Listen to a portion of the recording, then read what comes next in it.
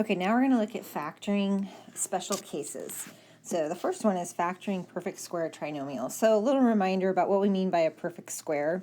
Something like 25 is a perfect square because we can write it as an integer squared. So 25 is a perfect square. 16 is a perfect square because it's 4 squared.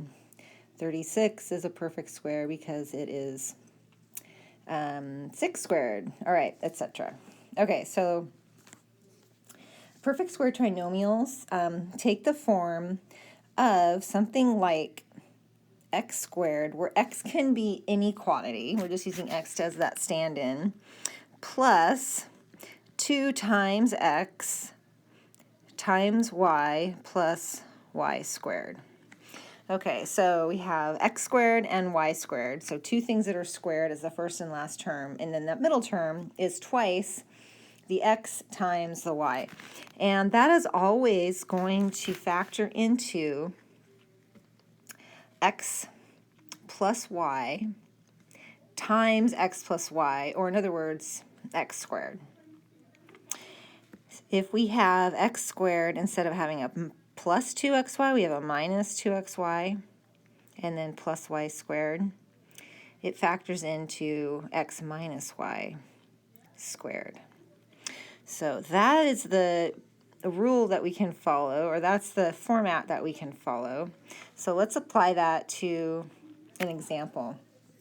Let's take the trinomial 16a squared minus 4a, I'm sorry, let's back up. That should be 40ab plus 25b squared. So we want to kind of force it into looking like one of those formats that are just right above that. Okay, so let's take that 16a squared, and we want to write that as one quantity squared. So if we take the 16 and say, well, that's the perfect square of 4 squared, and then a is what we square to get a squared, and we take that quantity, that entire quantity, and square it, now we have just one single thing squared. So the 4a is like the x in the format above. Now let's go to the plus 25b squared. We can similarly write that as 5b, that whole quantity squared. Okay, so that's like the y squared up in the format in the box. All right, now we want to try to make that 40 match 2xy. Okay, so let's, we have the minus out in front, so there's going to be minus, we want to have a 2, and it is going to be, if it follows the format, times what would be the x, which is 4a, so 4a, and what would be the y, which is 5y, so that's like 5y. All right, so let's multiply all that together and see if that matches up with negative 40ab. Well, 2 times 4 is 8, and that's a negative 8, times 5, which gives us a negative 40. And let's see, I made one little misstep there. This y, you probably already noticed that. That should be a b. There you go. So we have negative 2 times 4 gives us the negative 8 times 5 gives us the negative 40, and then the a times b, that gets us back. Okay, so it follows the format. So that means that this is going to be one quantity squared, and that quantity that's squared is going to be x, which is 4a, and then it's a minus because that middle term is minus, and then it's going to be 5b because that's what's comparable to y in the format. So we end up with 4a minus 5b squared. Okay, let's look at another one. Okay, let's take 20p squared plus 100p q plus 125q squared. Okay, whenever we factor, we want to think about if we can first factor out a greatest common factor. And in this case, if we look at this and we try to apply that perfect square trinomial format, it's not going to work. 20 is not a perfect square. 125 is not a perfect square. So let's start off with the greatest common factor. Well, there's a 5 that can go into each of those terms. So let's bring out a 5. Then we're going to be left with 40p squared plus 20pq plus 25q squared. Okay, now we look at the 4p squared and we realize we can write that as something squared. We can write that as 2p, that whole quantity squared, so that's like our x in the format. And the 25q squared we can write as the quantity 5q squared, and that's like the y squared. And then that middle term, if we rewrite that, we want to have a 2. And then the x part would be 2p. And the y part would be the 5q. Now let's just double check, make sure that gives us that 20pq. Well, 2 times 2 is 4, times 5 is 20, and then we have a p and a q, so that checks out. Okay, so we can now use that perfect square trinomial format. We want to remember that the 5 stays there. Okay, but it's going to be this quantity squared. And the first thing that we put in is the 2p. And we're going to add that because the middle term is positive. And the second term is 5q. And that's it. The next special case is the difference of 2 squares, and we can actually think of that as the difference of 2 perfect squares. Okay, all right, so again, like our perfect square trinomial, there's a special format. We can determine that our polynomial takes the form of x squared. All right, so something squared minus something else squared.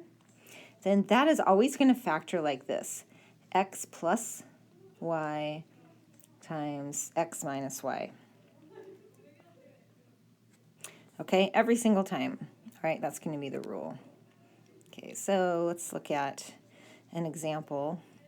Let's start off with 9y squared minus 16.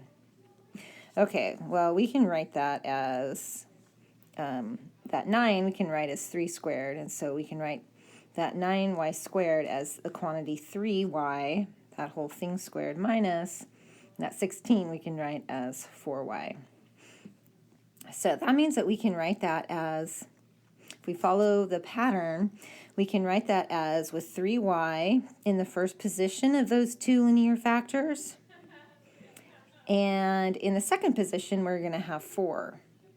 And then what goes in between them, one of them is a plus and one of them is a minus. Okay, so all we really needed to do is determine, well, what are our perfect squares, and then plug those in according to the pattern. Let's look at another one. It'll be negative 4x squared plus 1. All right, so it doesn't look at it like a difference to start off with, but we can just reorder those terms and write the 1 first, and then it's a minus 4x squared. So we can write that 1 obviously as 1 squared, and we can make that 4x squared as the quantity 2x squared. So that means we can write that in factored form, where we put a 1 in the first position of those linear binomials, a 2x in the second position, and an addition and a subtraction. Okay, the third and last special case of factoring is if we have the sum and difference of cubes. So we are going to write down what the pattern is. If we have the sum of cubes, in other words, we have something like some quantity a cubed plus another quantity b cubed, that can be factored as the linear factor a plus b times the quadratic factor a squared minus ab plus b squared. And if we have the difference of cubes, so a cubed minus b cubed, all right, there's some just minor changes. It's going to be a minus b for the linear factor, and for the quadratic factor, it's a squared plus ab plus b squared. All right, so notice that the linear factor follows whatever the original cube sum or difference of cubes is. And then in the quadratic, it's the opposite of whatever it is in the between the first squared term and multiplying the a and the b. And then for both of them, at the end, it's always plus whatever the b squared is. All right, let's look at an example. Okay, let's take 8y cubed minus 343. All right, so we want to write both those terms as something cubed. Well, 8 is 2 cubed, and then obviously we have y cubed. So we can write that as 2y, that whole thing cubed. Now, it might take a little bit of effort to figure out what 343 is cubed, but that's actually a 7. 7 cubed gets us back to 343. Now, once we have figured that out, our a is like the 2y, our b is like the 7. So we just follow the pattern, replacing a with 2y and replacing b with 7. Okay, so we have a difference here, so we're going to follow the second one there.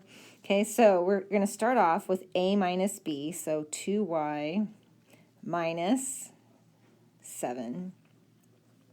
All right, times a squared. So our a is 2y. So if we square that, we get 4y squared. And then we're going to have plus a times b. So plus 7 times 2y. So that gives us a 14y. And then a plus b squared. So plus 7 squared. So plus 49 squared.